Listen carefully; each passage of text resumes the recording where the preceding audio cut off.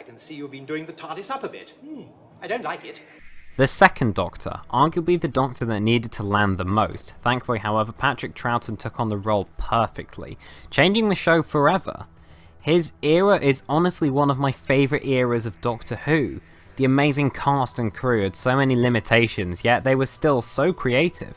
To be honest, most of the stories in this list could be number one, and because of this, here are some of my honourable mentions. The Abominable Snowmen, The War Games, and Power of the Daleks. This video is all my own opinion, so be sure to comment down below your favourite Second Doctor stories, and whilst you're down there, be sure to subscribe. Now on to the video.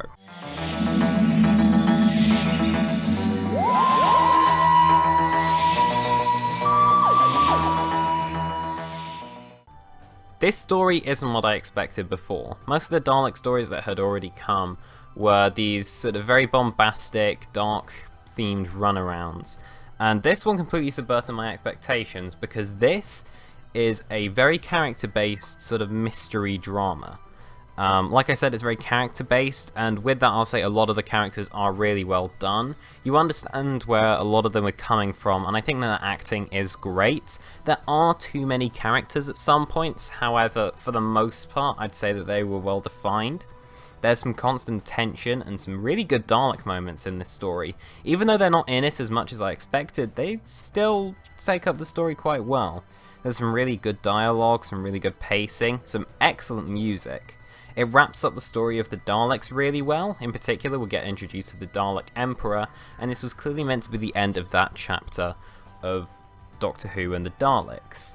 Unfortunately, this story is told through telesnaps, so there are no copies of the whole thing anymore. But from what I saw, I can say that there are some great action sequences, some great tension, some really good production design, and some good direction.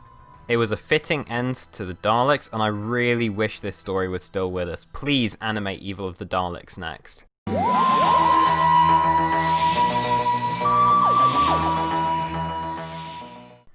The Invasion is an 8-parter, and thankfully, of the 2 parts that were missing, they have animated them. So we've got the whole story now together. And for an 8-parter, it really well splits into those parts, yet it's still able to connect together very smoothly and very fluidly. The pacing is really good in this story, and there's a lot that goes on in it. I think that the characters are all distinct and well used. There's not one wasted presence, and ultimately they all come together very well. In particular, I really liked the villainous presence in this. I think that both Jamie and Zoe are given a lot to do in this. And of course, this introduces Unit, who would be very important going forward in Doctor Who. The presence of Unit is able to add some more levity to these situations, and their moments with the Second Doctor is really good. There's some really great dialogue throughout this story. The Cybermen are back, and they're not given the forefront until the very end in this one, which I do quite like. But yeah, there's some amazing visuals in this story, and I'd say it's some of the best visuals of any Cyberman story out there. The directing is great. I really like the production design of this story, and it has some really great character arcs all throughout. It's one of the more memorable and exciting stories in the Second Doctor's era, and I think it's one of the stories that defines his Doctor very well. Hence, because of that, it's gonna have a place on this list.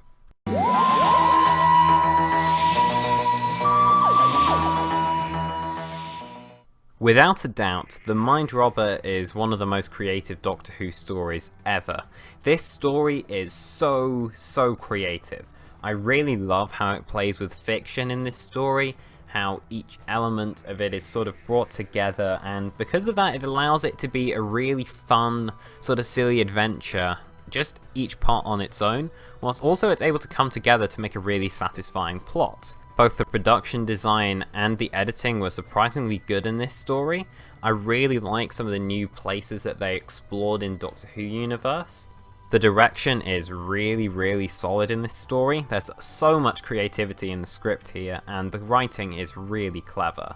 The plot strings come together in a really good way, and I really like what they do with both Jamie and Zoe. I feel like it gives everyone something to do by really honing in on the Doctor and his 2 companions, whilst also it's not taking itself too seriously, and because of that, it's so fun and fresh of a story.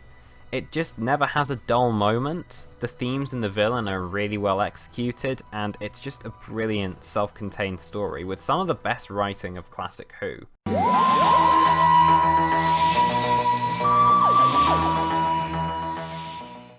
The Web of Fear is basically a blueprint for the Third Doctor era. For starters, it's got the best directing in all of the Second Doctor era. There's some phenomenal lighting, some fantastic set design. There's some really great tension and some really sharp pacing in this story. All of the visuals are fantastic in it. And its story is just so well built up, and each character is really well defined. Now, it's a sequel to The Abominable Snowmen, however it takes it to a much more personal place, to the underground of London. Because of that, it's incredibly claustrophobic, it's incredibly scary, but above all else, it's a character-based thriller, with a lot of mystery elements going on. It's sort of a whodunit murder mystery. I think the Great Intelligence actually shines better in this story than he does in The Abominable Snowmen. However, this story is admittedly less about the Yeti and more about the threat. This is also our first ever appearance of the Brigadier Lethbridge Stewart, although in this one he's only Colonel Lethbridge Stewart. Like I said, it's a blueprint for what would come later on with UNIT. And because of that, there are a lot of characters in this that are very well defined, and you really don't know which one is responsible for what's going on, and you don't know which one's going to go next. All we know is there's a lot of tension going on. Patrick Troughton really shines in this story. I think he gives a lot of intellect into this story, as well as a lot of energy. Overall, I think this story is just really tense. There's a constant sense of urgency and fear throughout all of this story, and it's done through some really stellar visuals and some great dialogue. There's some really good character moments, some fantastic cinematography, some good music. It's such a good horror story. This is probably one of the best made visually Classic Who stories ever, and yeah, it's just a phenomenal ride.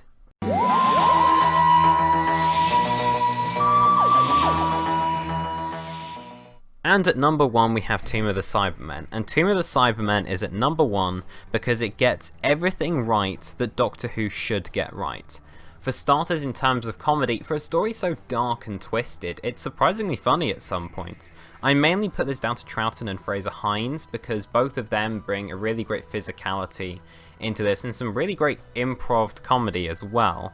In terms of emotion, I think this is also really well done. This is the first story that properly had Victoria as a companion. She's still trying to find a place in all this, she's still adapting to the new environment she's in, she's still hung up about the death of her father in Evil of the Daleks. And because of this, there's a really heartfelt moment in the middle of one of the episodes where the second Doctor and Victoria just talk about the memory of her father. It's a really genuinely warm scene. I think Troughton gives a really nice performance in this. It's just a really heartwarming message for children, and I think it's definitely one of the second Doctor's most defining moments. In addition to that, this is a very tense story.